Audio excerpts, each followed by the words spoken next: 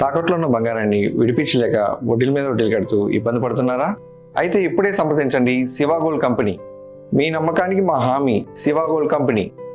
ధవళేశ్వరం బ్యారేజీ వద్ద గోదావరి ఉధృతి కొనసాగుతోంది. రెండో ప్రమాద హెచ్చరిక జారీ చేసిన అధికారులు 13,07,821 క్యూసెక్ల నీటిని సముద్రంలోకి విడుదల చేస్తున్నారు.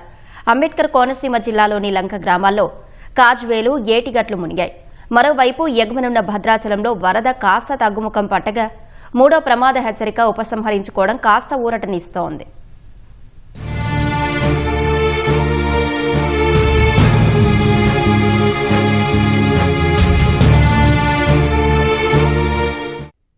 ఎగువ ప్రాంతాల నుంచి భారీగా వరద నీరు చేరుతుండటంతో రాజమహేంద్రవరం వద్ద గోదావరికి వరద పోటెత్తింది. Dhavaleswaram sir Arthur Cotton barrage వద్ద నీటిమట్టం పెరగడంతో అధికారులు రెండో ప్రమాద హెచ్చరిక జారీ చేశారు. ప్రస్తుతం బ్యారేజీ నుంచి 13,07,821 క్యూసెక్కుల వరద జలాలను సముద్రంలోకి విడుదల చేస్తున్నారు. రెండో ప్రమాద హెచ్చరిక అమల్లోకి రావడంతో బ్యారేజీ దిగువన ఉన్న లంక గ్రామాల పరిధిలో వరద ప్రభావం పెరిగింది. అంబేద్కర్ కోనసీమ జిల్లాలోని లంక గ్రామాలకు రాకపోకలు నిలిచిపోయాయి.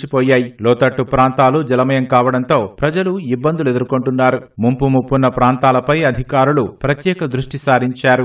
ప్రతి సంవత్సరం కూడా ఇదే నెలలో మాకు గోదావరిలో వస్తూ ఉంటాయండి. ఈ లంకలు మునిగిపోయి వ్యవసాయాలన్నీ పోతాయండి, ఇల్లులు మునిగిపోయండి, పక్క ఇల్లు కూడా కూలిపోయేలాగా ఉన్నాయి. మాకు సాయంత్రానికి కూడా గోదావరి మరి ఎక్కువైపోయేలా ఉందండి. మాకు ములగ తోటలు మొత్తం బేర అన్నీ వేసుకుంటామండి, అన్నీ పోతాయి. ఈ సంవత్సరంలో ప్రతి సంవత్సరం కూడా మాకు అన్నీ పోతున్నాయండి.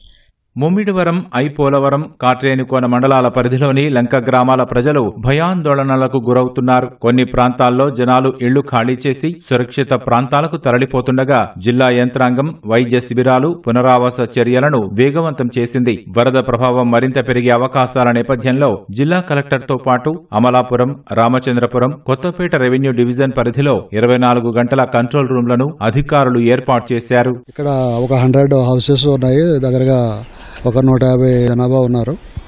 వీరందరూ కూడా ఏ ఇబ్బంది లేకుండా మేము ఏర్పాట్లు చేస్తున్నాం. ఏంటంటే ఫస్ట్ వార్నింగ్లోనే ఊరు చుట్టూ నీరు చేరి ఈ దారి మూసిపోతుంది.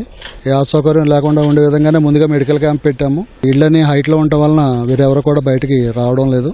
ఏ ఇబ్బంది లేకుండా రేషన్ షాప్స్ అయితే ఐటమ్స్ ఉన్నాయి, వారికి రేషన్ కూడా ఇస్తున్నారు. పడవలు అరేంజ్ చేసాము, ఇంజిన్ బోట్స్, పోలీస్ పికెట్ కూడా ఉంది. ఎవరు కూడా అనాథరైజ్డ్గా పడవలు వచ్చిన కంట్రీ బోట్స్ ఏమీ వాడకుండా. గేదెలు, ఆవులు లంకల్లో ఉండటం వలన వీళ్ళు రెగ్యులర్గా లంకలోకి వెళ్ళడం అలవాటు. అందుకని లైఫ్ జాకెట్స్ అన్నీ కూడా ప్రికాషనరీ తీసుకుని తగిన బందోబస్తుతో వీళ్ళు వెళ్ళొచ్చేలాగా మేము జాగ్రత్తలు తీసుకున్నాం. ఎగువ ప్రాంతాల్లో కురుస్తున్న వర్షాల కారణంగా తూర్పుగోదావరి జిల్లా కొవ్వూరు గోష్పాద క్షేత్రంలోకి వరద నీరు చేరింది. కేంద్రపాలిత ప్రాంతం యానాంలో గౌతమి, గోదావరి పాయల్లో వరద నీటితో లోతట్టు ప్రాంతాలు జలమయమయ్యాయి. అక్కడ పరిస్థితిని పుదుచ్చేరి మంత్రి మల్లాడి కృష్ణారావు అధికారులతో కలిసి పరిశీలించారు. మోటార్లను ఏర్పాటు చేసి నీటిని బయటకు తోడేందుకు చర్యలు తీసుకోవాలని ఆదేశించారు.